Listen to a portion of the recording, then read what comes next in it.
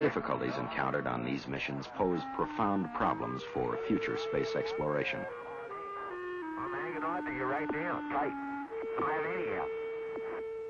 Well, let's go get that tether. Let me have some tether out. Oh, okay.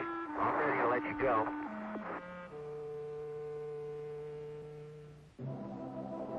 So, another more careful and more tightly controlled test was prepared for Gemini 12, the last flight in the program. Prior to this flight, astronaut Aldrin trained intensively underwater, pacing himself for his work in space.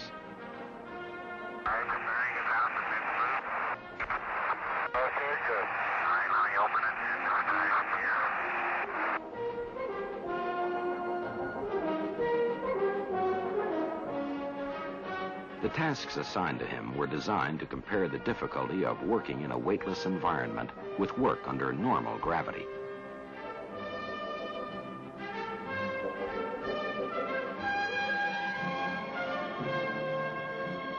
On Gemini 12, the problem of excess workload was overcome by frequent rest periods and the use of improved body positioning restraints, such as waist tethers, handholds, and foot restraints.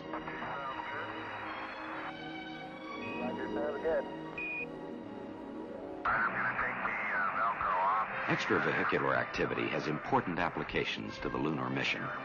Apollo astronauts will leave their vehicle and install scientific equipment and collect samples on the surface of the moon. This requires experience working in pressure suits and performing tasks in the near vacuum of space.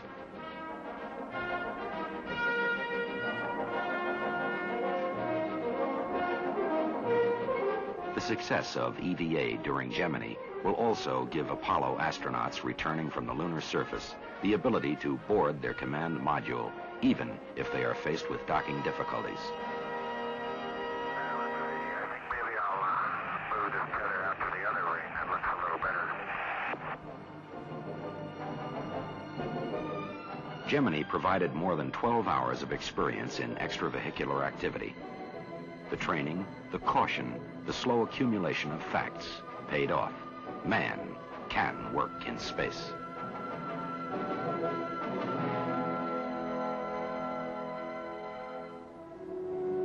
On all Gemini missions, a major objective was to develop re-entry flight path and landing control, so the spacecraft could land at a specific place on Earth.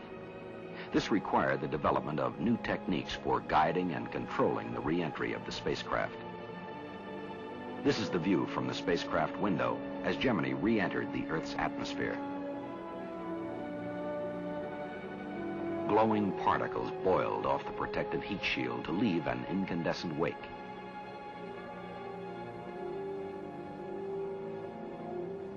During Gemini, 10 manned spacecraft made this fiery re-entry into the Earth's atmosphere.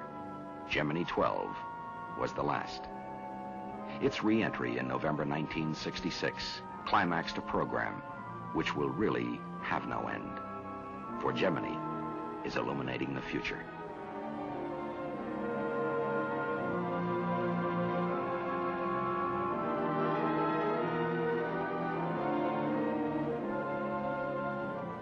Of first importance is the fact that Gemini sent more men into space and kept them there longer.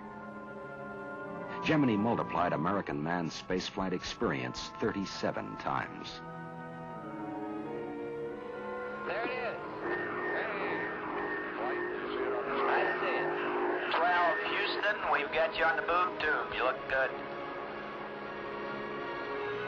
Gemini, an open program, helped further promote international cooperation in space. People in other nations not only witnessed Gemini as it happened, but also helped accomplish the program's objectives, showing again the necessity for international cooperation in the peaceful exploration of space.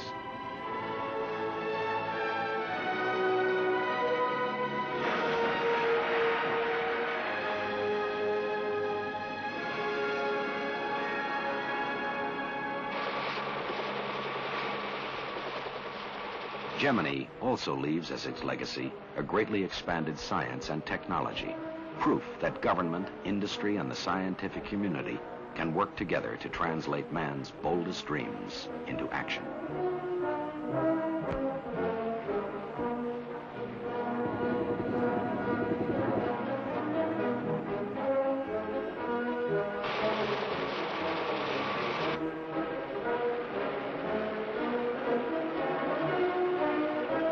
front ranks of the bearers of Gemini's legacy are the astronauts themselves.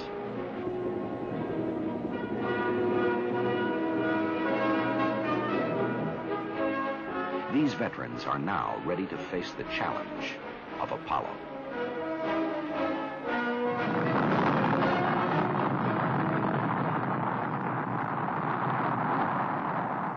Apollo, with its new questions, new problems, and longer, more difficult voyages. But after Gemini, one question no longer need be asked. Now, we know it can be done.